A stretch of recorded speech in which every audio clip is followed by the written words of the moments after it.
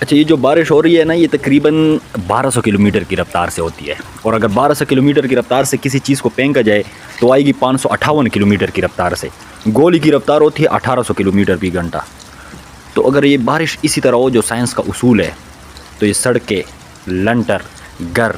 مسجد، منتر، جنگل، شہر، یہ سب کچھ تباہ اور برباد ہو جاتے کہ اللہ تعالیٰ کہتے ہیں کہ اِنَّا سَبَبْنَا الْمَاءَ صَبًّا، میں ہی ہوں جو بارش کو برساتا ہوں عجب انو کے انداز میں۔ اس میں عجب انو کے انداز کا کیا مطلب ہے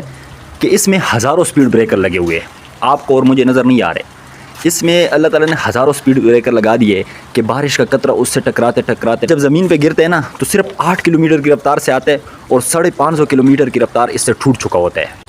اگر اللہ تعالیٰ اور کچھ نہ کرے، یہ جو اس کے اندر جو سپیڈ بریکر لگے ہوئے اس سپیڈ بریکر کو ہٹا دے، تو یہ ایک بارش کا قطرہ یہ ہمارے سروں پہ گرتا